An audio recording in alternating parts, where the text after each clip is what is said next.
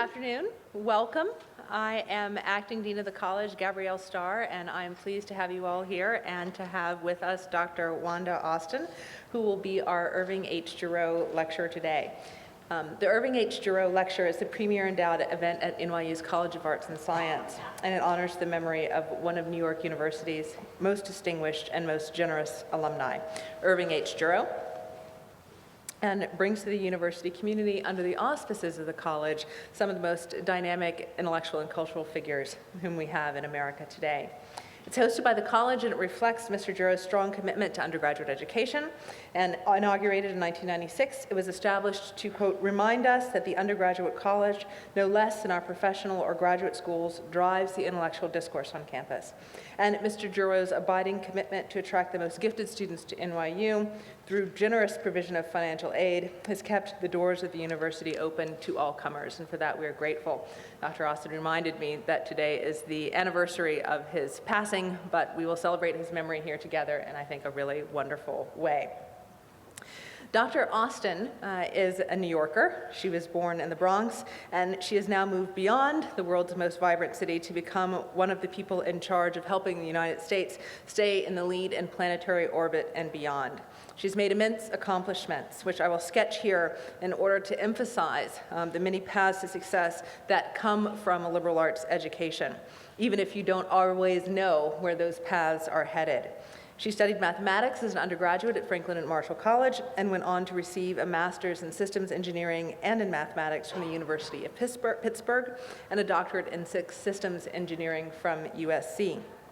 She is now the CEO of the Aerospace Corporation, the civilian arm of NASA, and a leading architect for the nation's national security space programs. She's worked on military satellite communications, on GPS, and was responsible for systems engineering support to the Air Force, and has, one of the things that I think is very exciting, recently helped to author the report for President Obama's Commission on the Future of Human Spaceflight. And she'll tell a little bit about this today, I hope, in the question and answer. And she also currently sits on the U.S. Defense Science Board. She has graciously agreed to give us much of her time today, and tomorrow I'm proud to let you know that she will be receiving the Horatio Alger Award, which is given annually to an American who is a dedicated community leader, who demonstrates individual initiative and a commitment to excellence, who achieved great things through honesty, hard work, self-reliance, and perseverance over adversity, as the Alger Society says, and has a commitment to the ideals of higher education. She was happy to come, I believe, and I'm so happy that she agreed to meet with us and to share her thoughts with us today. She'll talk about how human beings function as part of the world of technology, and this is deeply appropriate to us in the college. We're not a school of technology, an engineering school. We're very proud to have some of you here, but that largely lives across the river. But here we try to think across the disciplines to understand the complexity of the problems that technologies are going to help us solve. And the students in our college are some of the leaders, the mathematicians, the computer scientists, the neuroscientists, and the chemists who will design and build our future. But they're also the writers and the philosophers and the historians and the critics who will help us to understand and to improve and to engage across disciplines in the conversations that shape the future. This is an amazing woman who's joined us today. She's brilliant, she is a leader, and I'm immensely proud to welcome her to NYU and to the College of Arts and Science. You'll hear from her shortly, but first she has provided us with a video with which we will start. So if you'll welcome her, we'll begin.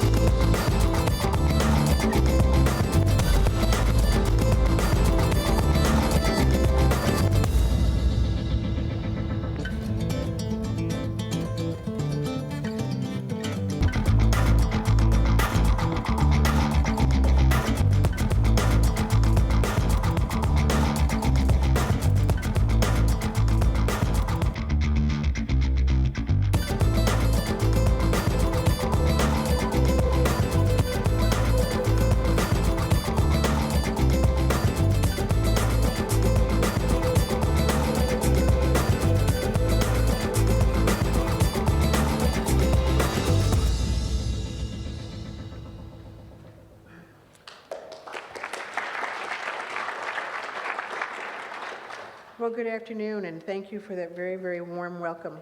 I'm delighted to see so many of you here in the audience, and really, really thrilled to be here. And I want to certainly take this opportunity to thank Dr. Starr for the invitation and the opportunity to share some of my thoughts with you today.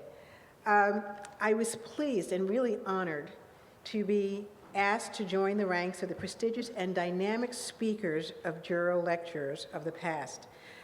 As Gabby mentioned, today is in fact the 14th anniversary of Irving Jurow's passing, and I think it's really a very fitting tribute that this lecture series continues and provides the opportunities for the kind of intellectual exchange that you've experienced. I was really also impressed by the diversity represented by the past speakers, and as you'll see shortly, diversity is another rather important subject for me.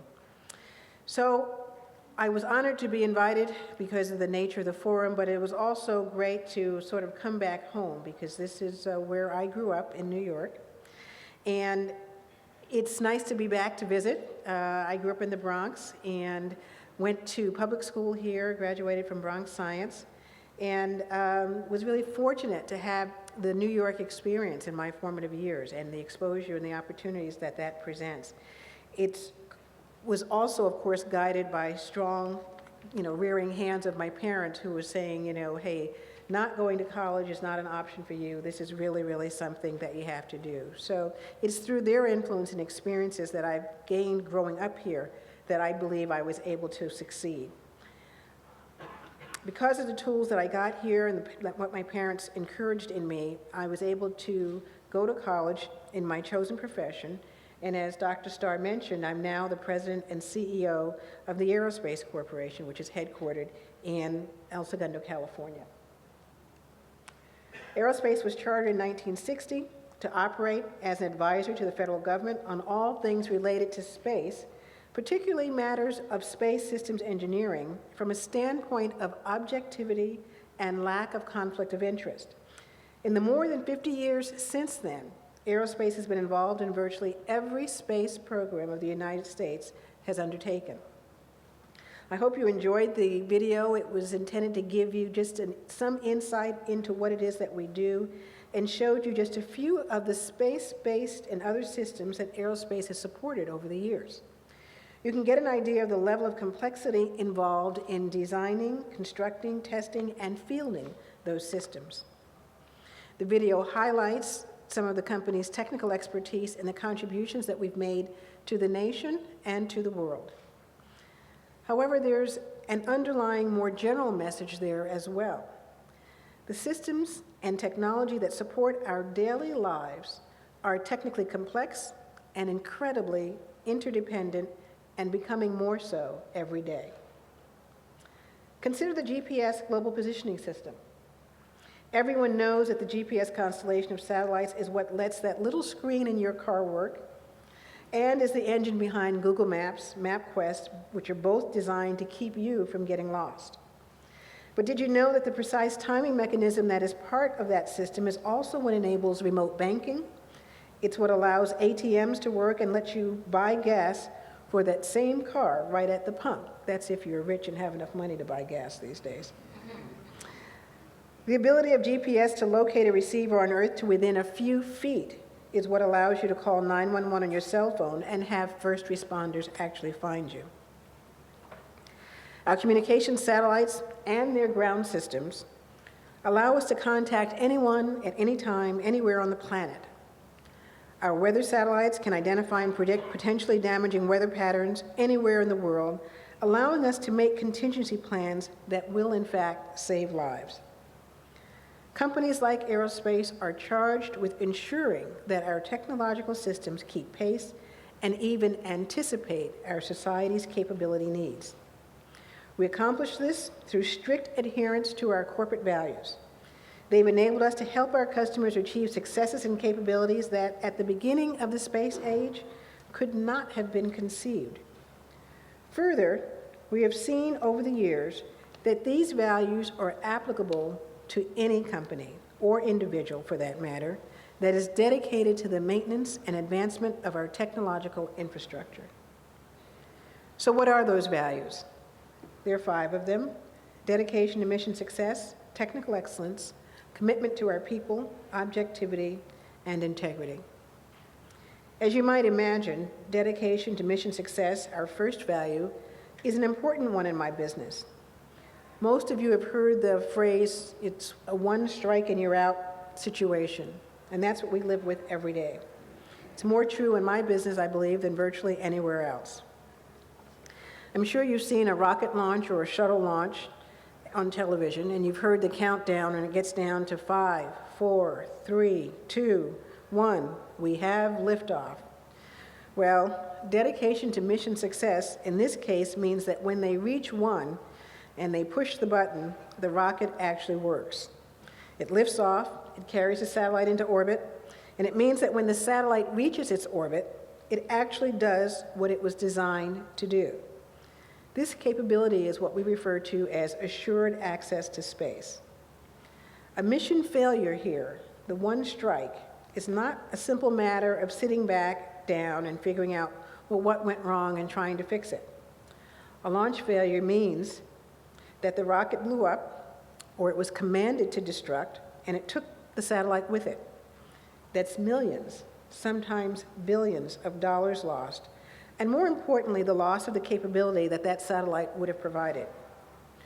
Or, if the rocket did its job and delivered the satellite to orbit, but the satellite didn't work, that too represents a huge cost in money, time, and capability.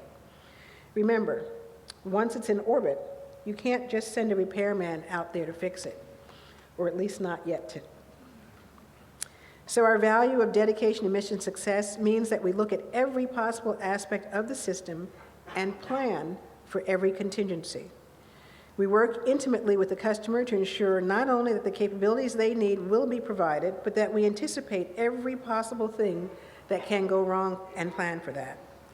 In other words, we manage the risk that is inherent in complex systems of systems. Making sure we're ready for these eventualities leads me to our second value, technical excellence. The systems that support our daily lives are incredibly complex. To design them, to maintain them, and to protect them, we must stay right at the forefront of technical capability. That includes anticipating and planning for the need to safely and efficiently dispose of those systems once they have reached their end-of-life cycle. You may have heard in the news in the past few months about several satellites returning to Earth which posed a potential danger to people and property when they impacted. Space debris is a very serious problem. There's a lot of stuff up there in orbit, from satellites that no longer function to little bits and pieces from old missions. While in orbit, they pose a hazard to operating satellites, not to mention to the astronauts on board the International Space Station. The chart you see here depicts 3 different satellites. On the far left is UARS, which is the Upper Atmosphere Research Satellite, and this is a NASA satellite that was launched and was in orbit for 20 years. Its mission was for 14 years. It actually brought back 1,200 pounds of debris when it re-entered, and its mission was to assess the chemical components of the atmosphere. The satellite in the middle, the ROSAT, is a German research satellite. It was launched in June of 1990. It was intended to be used to survey X-ray sources with an imaging telescope. It re-entered in October of 2011, and it re-entered with a 32-inch, 880-pound mirror, pretty much still intact. The third satellite, Phobos Grunt, is an example of what we call infant mortality. This is a Russian satellite that was intended to go to the Phobos moon of Mars, but it failed to reach low Earth orbit. And as a result, there was a lot of concern about the 7,000 kilograms of propellant in its propellant tanks as it re-entered the Earth's atmosphere. And this is what they look like as they re-entered. When they eventually re-enter the atmosphere, as they all will, they can also be a danger to people and property on the ground. The good news is that over the past 50 years, we have a re-entry about once a day, and so far we have not had any serious injury to person or property. Mission success isn't limited to getting a satellite to orbit and making sure it operates. Mission success covers every facet of a space mission, up to and including safe and effective disposal of the system once its lifetime is complete. Our value of technical excellence means that we not only have to develop innovative concepts to deal with the threat of what we call space junk, it also means that as we design and build new systems, we must ensure that we implement effective plans to retire them safely. As we work to ensure our technical skills are up for the challenges of the future, we have to keep in mind that those challenges may take forms that we hadn't originally anticipated. The field of cybersecurity is a good example of this.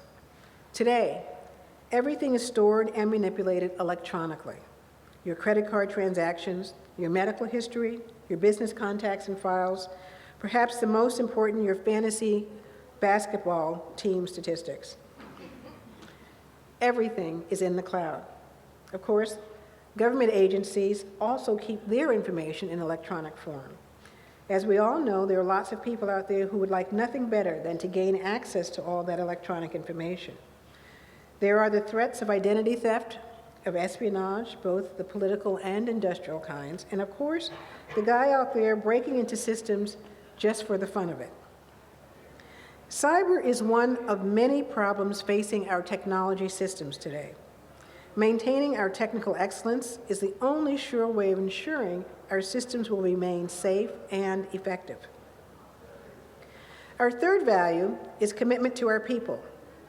Now, that doesn't just mean providing employees with a safe workplace, a good salary, and competitive benefits, although those things are important.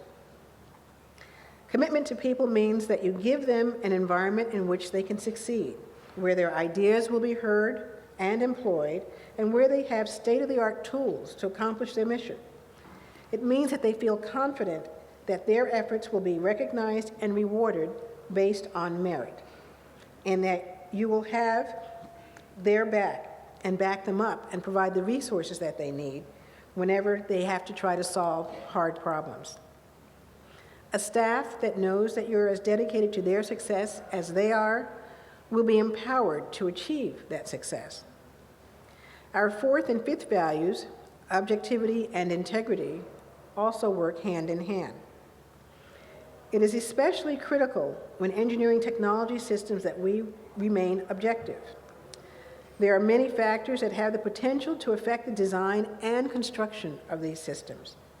These can include cost, real or perceived requirements, geopolitical factors, and local politics. These factors influence us in the design and engineering of space systems, but ultimately our focus is mission success. We do have to keep in mind those other factors, but first and foremost, we have to assess competing concepts on a technical basis, free from bias or conflict of interest. We must commit early on to achieving the goal of mission success and stay objective when considering the factors that influence achieving the goal. That brings us immediately to our final value of integrity. Dealing with both the realities of the world and the facts of technical capability often place us in, the designers and engineers, in an uncomfortable position. What do you do when you know that what your customer wants, for whatever reason they want it, simply cannot be accomplished? This is where integrity comes to the fore. Again, our goal is mission success. If that means telling a customer that what they want is very high risk, lacks technology maturity, or is beyond present affordable manufacturing capability, then we do so. We don't back off from our recommendation just because it isn't well received. This is what we call speaking truth to power. In recent years, we've seen numerous business and political missteps with respect to integrity, and it is always followed by regret.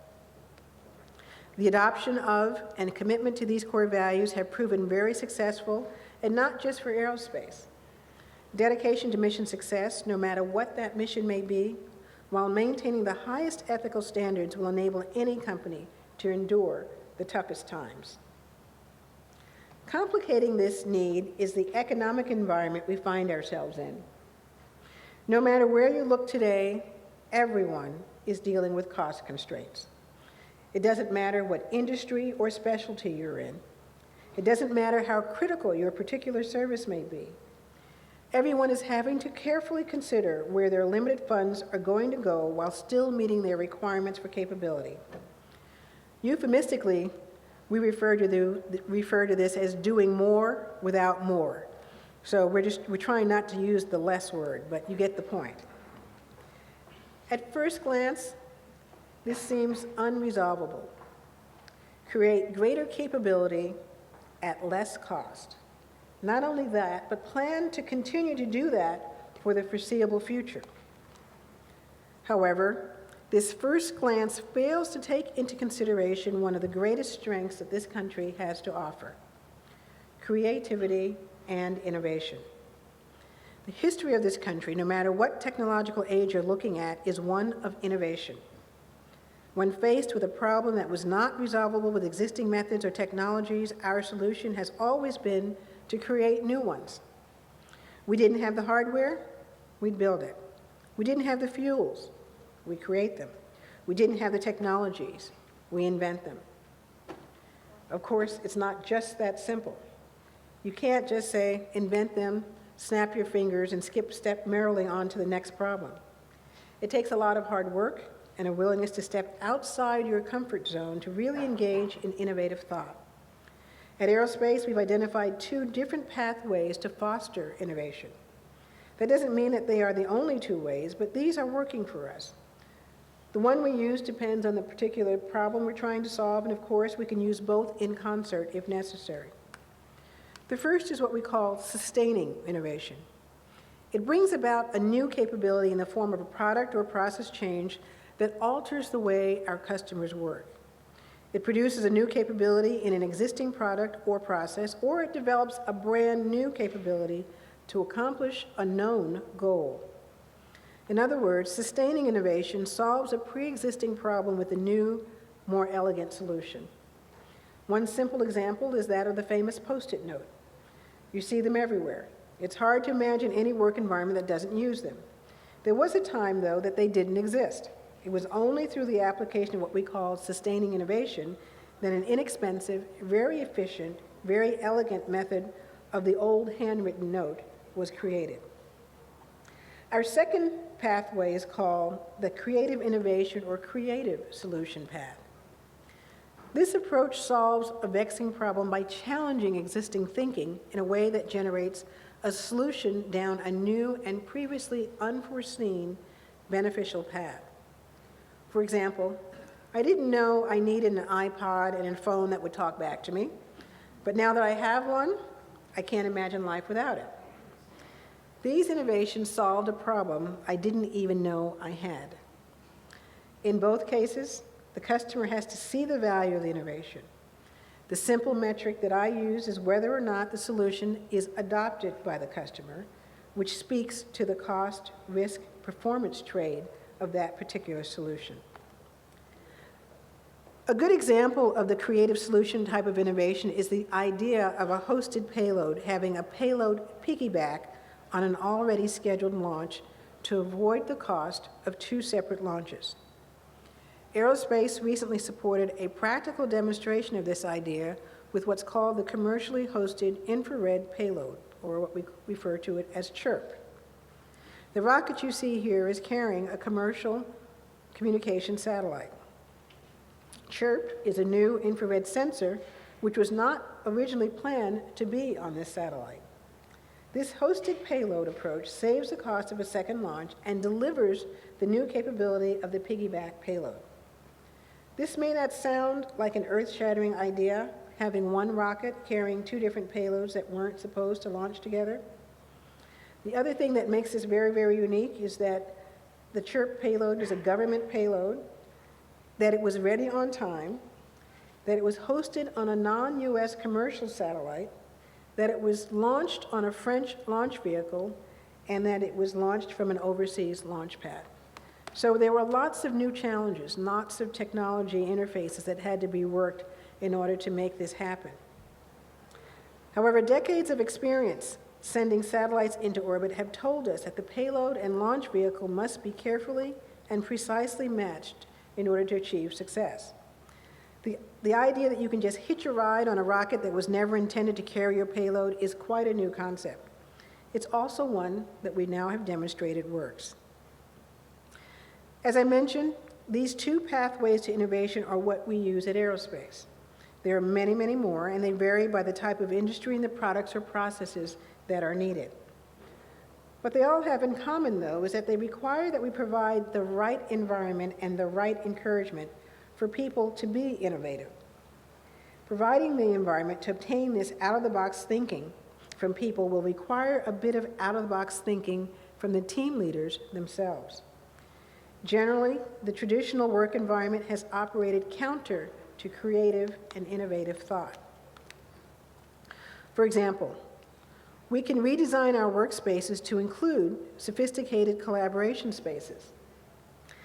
These are areas of the workplace where traditional office or cubicle has been replaced with larger, more comfortable, less formal areas, or that enable collaboration in the digital dimension. Here, your scientists, engineers, artists, or subject matter experts can get together, bounce ideas around, continually improving and refining them as each person adds their perspective. Closely aligned with this idea is allowing time for free thinking. We're all very busy these days with projects and programs coming hard and fast. Deadlines always seem to be looming. From a bottom line perspective, there's not really time to sit back and just think about the work because there's so much pressure to just get the work done. However, if we allow our experts to back away from the hurry up and get it done approach to their work and let them think in an unconstrained fashion, we find that new and better ideas come much more quickly. Both Ernest B. Rutherford, who was a physicist and actually received a Nobel Prize in chemistry, and Winston Churchill, who was the Prime Minister of Great Britain, have both been quoted as saying, "We have no more money, so now we must think." It was true in the early 1900s, and I think that that is an apt description of our current situation as well. These approaches can be difficult for traditional managers and leaders to accept since they deviate so much from what has historically been accepted as the normal workplace. Even more challenging is the idea of encouraging people to take risks and to be tolerant of failure. The whole history of science and technology is filled with people who looked at what everyone else asserted can't be done and then went ahead and did it. Was this approach risky? Yes, of course.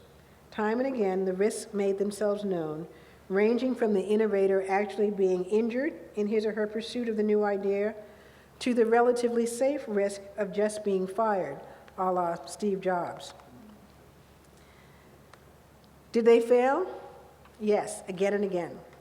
But all of us in this room know that you learn far more from a failure than you do from a success. Even Thomas Edison knew this. He once said, "I have not failed. I have simply found 10,000 ways that do not work." Eventually, these risk takers often, very often, succeeded spectacularly. Certainly Edison did. If we, as leaders, encourage this kind of risk-taking, we can see a dual positive outcome. First, we'll see fantastic, innovative solutions to vexing problems. At Aerospace, our encouragement of innovative risk-taking resulted in the creation of the PicoSat, and you can see them being held in the hands here of some of our scientists. These satellites fit in the palm of your hand, and they have many, many capabilities, and you can launch quite a few of them at one time. The second positive outcome of innovative risk-taking is that we'll be able to exert a measure of influence to minimize the negative effects of the failures that will occur. Another approach that leaders need to embrace in order to manage technical complexity is restructuring the organization so that dissent and diversity of opinion is encouraged instead of suppressed. That means going against the instinct to keep the boat from rocking. We all tend to be most comfortable when everyone can agree on the approach being used. However, this could be detrimental to innovation. Innovation, by its very definition, requires deviation from the normal way of doing things. When everyone is comfortable doing things the way they've always been done, the innovator is often greeted with hostility, and their ideas are dismissed as either unworkable or unnecessary. It's obvious, though, that you can't implement new ideas if you don't allow new ideas. So how do we make sure that we're allowing those new ideas? We do it through what I call transformative leadership that embraces innovation and inspires their teams to think differently. Leadership has come to create an environment that encourages and enables creative thinking. In other words, prototyping, experimentation, and failure. You can't get to innovation without building things. It'd be like trying to create a world-class chef out of someone who's never cooked but read all the recipe books. Building stuff is the creative process at its best.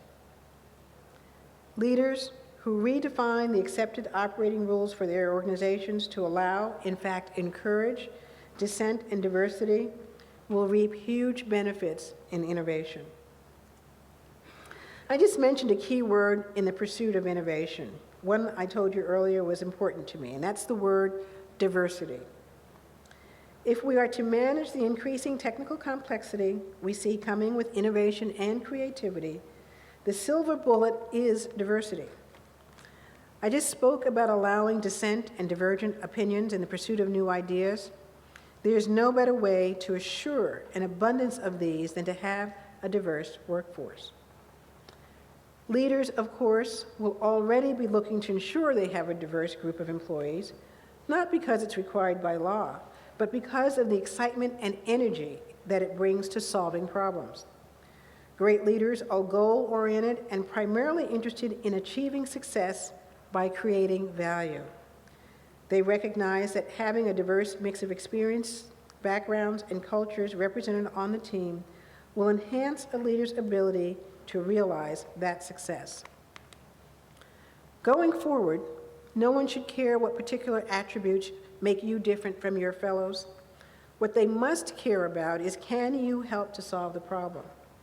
If the answer is yes, that's all that matters. If the answer is yes, and by having a diverse team we get answers faster and in lots of different ways, that's even better. Since many approaches can be examined at once, the more options we have, the more likely we'll solve the problem. We also want to keep in mind that diversity, or different ways of addressing a problem, is not limited to the people we have doing so. It also extends to the tools that we use to solve those problems.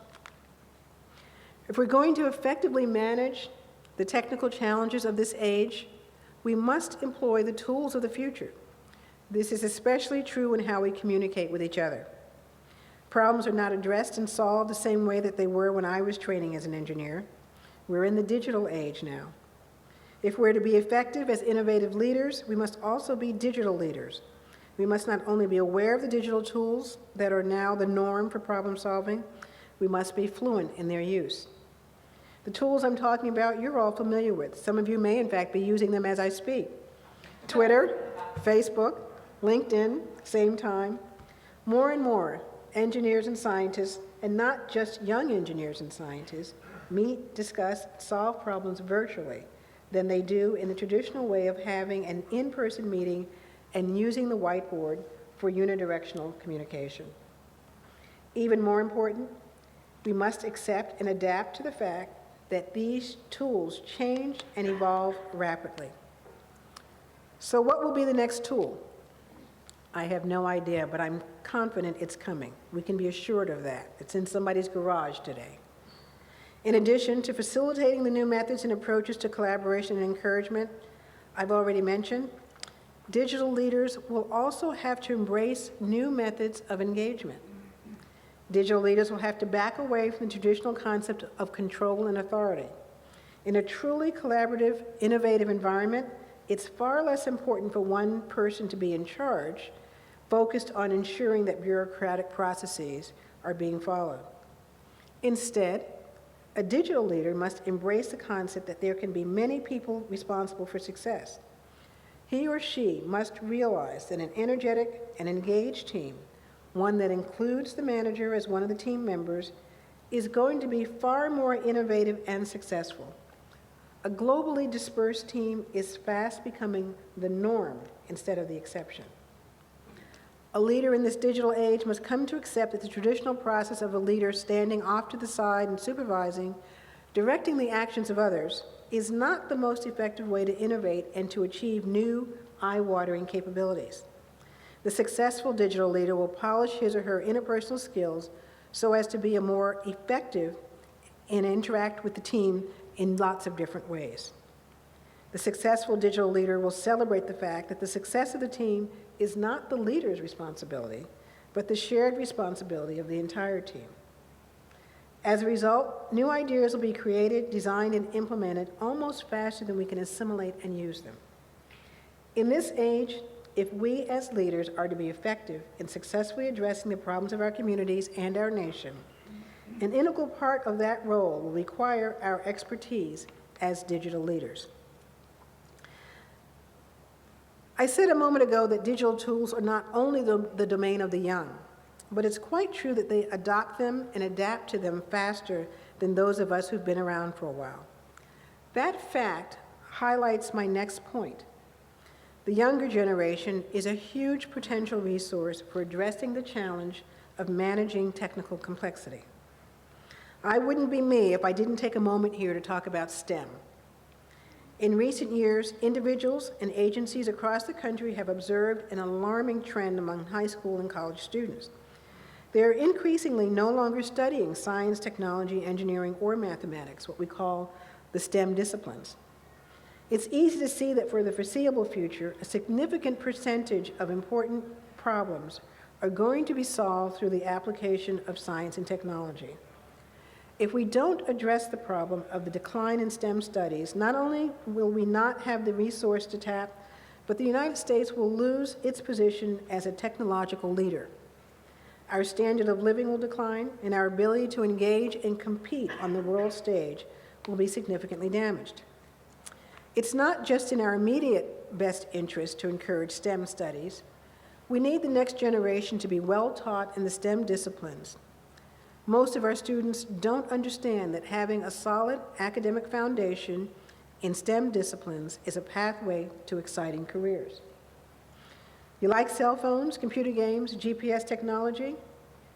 Come help us invent new ones.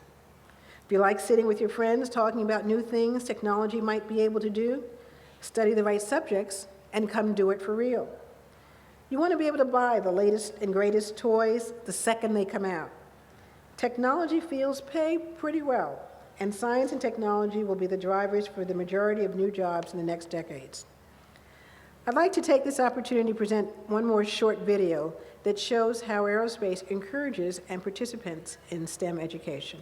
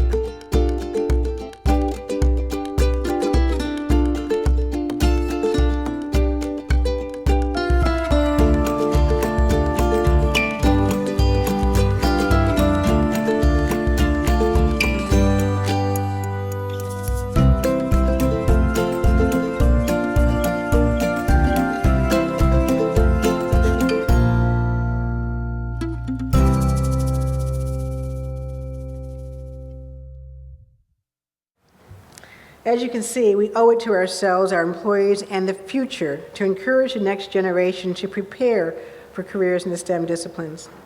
It's important to keep that word prepare in mind. An educational path that leads to a STEM career is not just math and science and engineering studies. As a member of the American Academy of Arts and Sciences, one of the things I truly believe is that students need a strong foundation in both the arts and the sciences to be prepared to deal with complex systems. The scientific and technical knowledge is necessary to the building, testing, and deploying of those systems. But the creation, the innovation I've been talking about, that's in the realm of the arts. Or perhaps it's more accurate to say that innovation is a blending or the intersection of the two, arts and sciences. Having started myself with a liberal arts education has enabled me to take a worldview to solving engineering problems and drove me to become a systems engineer. In any event, if you don't intend to pursue a STEM-based career, you're going to have to be comfortable with technology, as that is the future. If you're going to be a leader in any field, you'll be dealing with science and technology. So in conclusion, there's an old saying, may you live in interesting times. I suspect that quite a few people these days would prefer our times be not quite so interesting.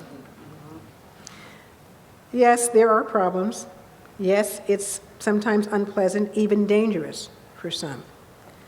But it's also a time of challenge and opportunity. And for people who are up for the challenge, the more serious a problem, the more satisfying it is to deal with that problem.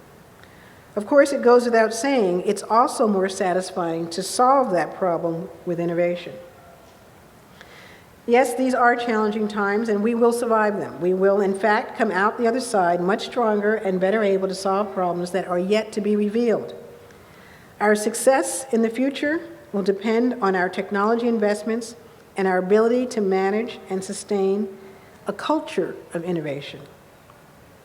George Patton once said, "Pressure makes diamonds." I look forward to seeing just how many diamonds we can make. Thank you very much. I appreciate your attention today.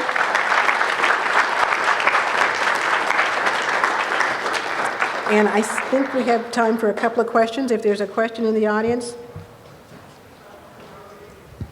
There are some microphones in the...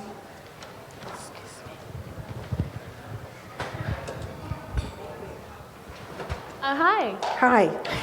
So I just was curious, when you were talking about the satellites before and how they're coming back into the Earth's atmosphere, how are they received? Do they just break apart and fall in random places, or is there a program that supports the materials to, I don't know, be received properly? How does that work?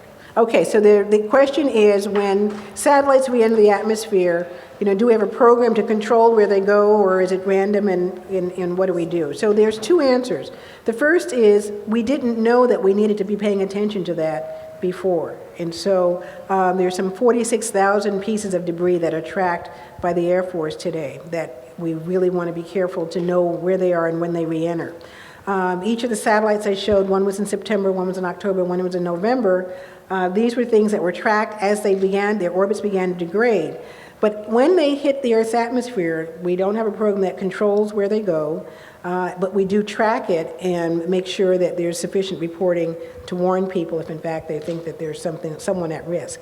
As we've gotten smarter, for example, with the launch that we did a week ago, it was on a Delta IV rocket, and what we did was we loaded enough propellant on that rocket so that not only could deliver the satellite to the orbit location that it needed to go to, but that it also could take the dispensed rocket and push it into an orbit that would allow it to come back into the Earth's atmosphere right away in a way that would not be dangerous. So we've gotten smarter with thinking through what we would do to minimize space debris, because it is a significant problem. Thank you. Next question? Do you get a microphone there? Thank you for your talk. I had a question first of a professional nature, then one more of a family, personal nature. So Sure. The one of a professional nature is, what can we do at NYU to support and encourage students in the STEM fields of which you spoke for the future of technology? So one is about the NYU curriculum and our students, that we're all in this room interested in. And my second question of the more personal nature is, I have a 2.5-year-old girl, and I'm curious how you would advise me to best parent her in pursuing the STEM field. Okay. Well, at 2.5, the best advice is patience, probably. But let me take the second one first. I think that, as parents, I've got 2 boys, but I now have a granddaughter who's just 1, so I'm going to be facing the same challenge. It's about exposure. I would tell you that the things that helped me going through my career, it wasn't that I knew what I wanted to do, but I was exposed to a lot, and I was never told no. My dad was not someone that says, well, just hurry up and find a husband.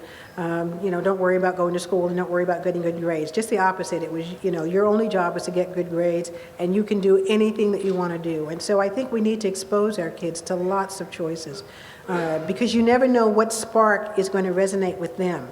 And it's important that they have something that they get passionate about, because you're not going to be there, behind her 20 years from now, trying to make decisions for her. She's going to have to do that herself. So I think that's really key. The first part about what can NYU do, I think that, you live in a rich community here, in the sense that you're surrounded by schools and students in the elementary and high school age range that is where the problem for STEM really starts, that we have kids that get pushed into junior high school and they're not prepared to take algebra. And we get kids that push out of junior high into high school and they're not prepared to take the math classes that they need to be. And so, one of the things that Aerospace is doing, I would just share, is we've adopted a family of schools. So we've got an elementary school that feeds a middle school that feeds a high school. And so we're trying to connect with these students and have a sustained impact for them throughout their career. It's not just one weekend, one workshop, one rah-rah, let's build a rocket. It is being there for the longer period, sustained engagement about the encouragement. A lot of times these kids don't have people in their home life or their families or role models that can say to them, no, you really do want to take that math class. So many kids, when they get the opportunity to opt out of something, they think, oh yeah, look, I was great, I skipped that class. What happens, you get to high school and you don't have the option of a STEM career because you don't have the foundational knowledge. So anything you can do to build that pipeline so that we have a successful track record, not only with the kids today, but for the future, I think, is time well invested. And, your students can be a great resource there in being those role models for the other kids. Yes, sir. Can you speak to your recruitment priorities and from where you attract talent? How do we attract talent? Yeah. Okay. Your recruitment priorities, and also if there are levels which you either undergraduate, graduate, and if you any particular institution, do you have a national priority? How do you attract talent? We want good people. We'll take them from anywhere. We're not particular. We let me tell you a little bit about our workforce. So our workforce is 2/3 people with advanced degrees in science and engineering fields. So 1/3 of those are PhDs and beyond. And the joke with our customers is whatever the problem, Aerospace has a technical expert that has got a PhD in solving that problem. And recently we had a problem with putting a round peg in a square hole, and it really was something that was quite a significant challenge, but we actually had an expert who could help. So what we're looking for are people who have expertise in those technical areas. It primarily tends to be engineering in terms of electrical, mechanical, structural, chemical. But we also do lots of math, physics. We have some chemistry. I have a 100,000 square foot laboratory that we have. We have computer skills being of tremendous importance. Cyber is huge right now. Computation analysis is another area because each of these satellites is downloading tons and tons of data, most of which falls on the floor because as humans we can't process it fast enough. Computer security is another area that's really very important to us as you think about cyber and you think about just security of our systems. So those are the technical areas that we look at. In terms of outreach to schools, we hit all the major job fairs. We have obviously good pipeline with some of the California schools, but we have pretty much attracted people from across the United States. The other thing I would say is that many of our people go work in other companies, gain a lot of hands-on experience, and then come to work to aerospace. So people like me who were relatively fresh out of school, less than 5 years out of college, back when I joined the company, that was very unusual, much less so today. We're looking for people with the right skills and the right balance of technical expertise today. What's hard to find? Systems engineers, people that think beyond their discipline, people that can take a very ill-formed problem and figure out how to parse it into pieces that really are solvable. It's not something that a lot of our schools teach, so that's a challenge. What you were saying about getting kids interested in what this woman was saying, that she had a daughter, it's very important for you to be seen by elementary children. Even in your talk, it was very interesting that you mentioned Steve Jobs, but you didn't mention Hedy Lamarr, who essentially invented the GPS, no? And Wi-Fi, with a piano player, actually, who did the code. Who, I think the story goes, she called the government from her apartment.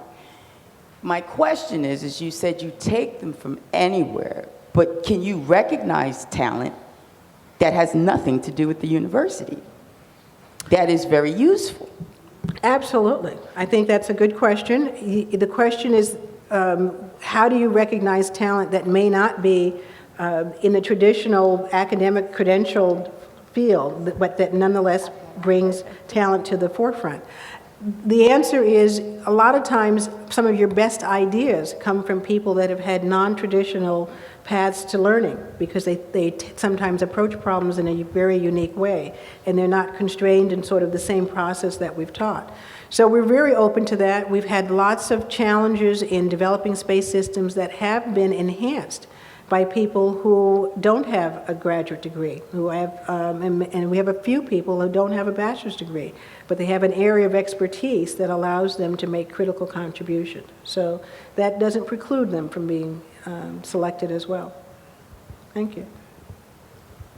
Hi, I'm a female engineering student, and Yes. I'm often the only female in a lot of my classes in a lot of situations.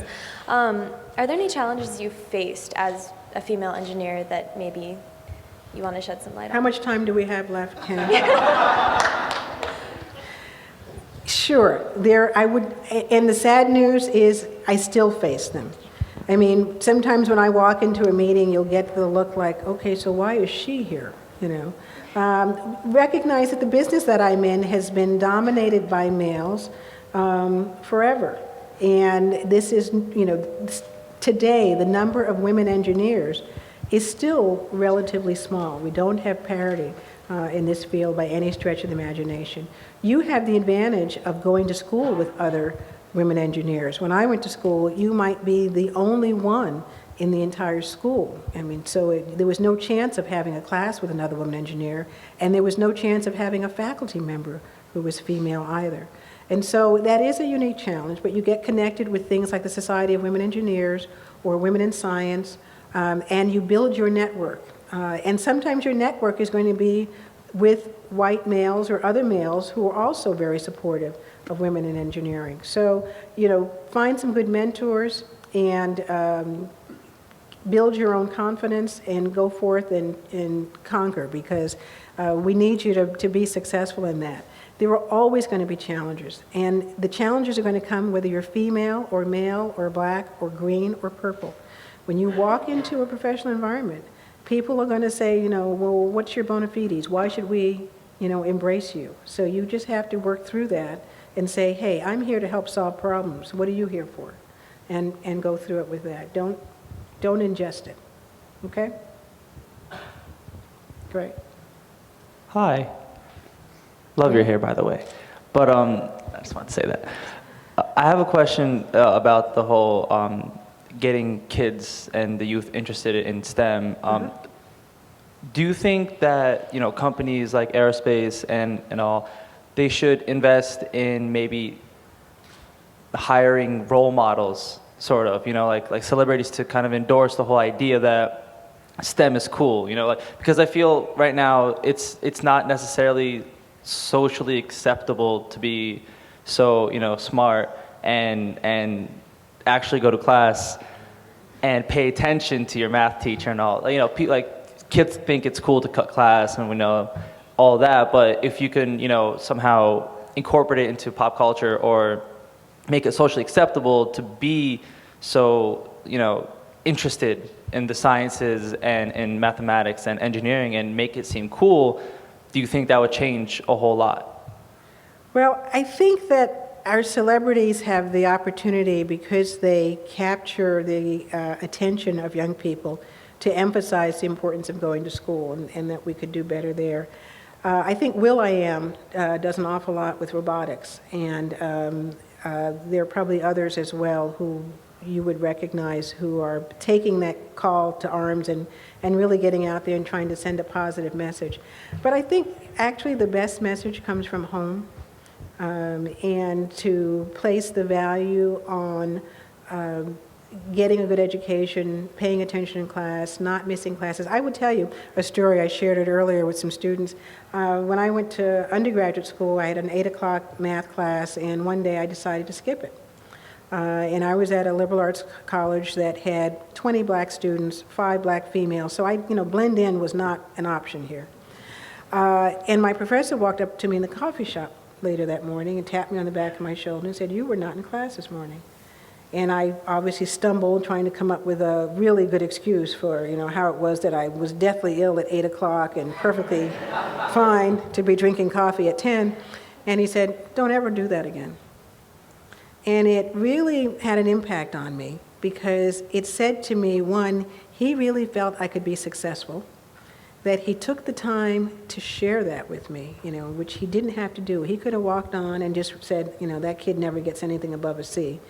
But it was really important. So I think that the reinforcement, the encouragement, needs to come pretty close at hand. And I think that a lot of our teachers, they deal with a lot of frustration, but they also have the wonderful opportunity to impact a student when there's an aha moment that says, okay, I get it. I can do that. And the encouragement is really, really important. But I think it has to be more personal than a basketball star or a football player. I think they ought to be reinforcing the right messages, but I think that, they need it from home and from church and from the neighbor and from everybody. You just need that support. I would tell you things haven't changed that much. When I was going to school, it wasn't popular to be a nerd either. And people ridiculed you and, made you feel like, well, maybe it'd be better off if I just got a B. But I was more afraid of my dad than I was of them, so it didn't work. Yes, sir. Would you use the mic, please? How does all this space exploration help humanity advance in peace and all sorts of good things? Peaceful uses of space are tremendous advantages. I think that one very big example here is with the space station, that we're working with the Russians and the Japanese and the Chinese in ways that we aren't in any other field. Everywhere else we're very much sort of at each other's throat and kind of looking over our shoulders.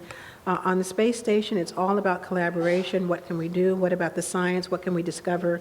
The scientists and engineers don't have any problems, and so I hold a lot of hope for the future because of those kinds of opportunities. There's also the research benefits, that there are things that we can test and do in space. There's also the fact about, is it likely that this is the only planet that can sustain life? If there are others out there, wouldn't it be great if we could figure that out? There's a lot of benefits aside from Tang that come from space research. I think, one of the things that the astronauts are known for is the development of Tang. But in terms of materials, new materials that we use and materials that can withstand heat and just lots and lots of really fascinating things that come out of it. That's what makes this business exciting. I mean, it is nice to see the rocket go up and make sure the pointy ends go in the right way, but it is also about the other things that flow and come back from that. It's what we can see from space about our Earth in terms of weather patterns and what we're doing in terms to natural resources. I mean, there's just so much that is positive about it that as you can see, I'm unbiased on this subject, but I think that it's really more than worth the investment. And when you look at the investment that we do here relative to what we do in lots of other places, it's really minuscule. It's very small. I'm getting the picture that we're about out of time. I thank you very much for your attention. It's been wonderful to be here and to be on your campus, and I wish you all continued success.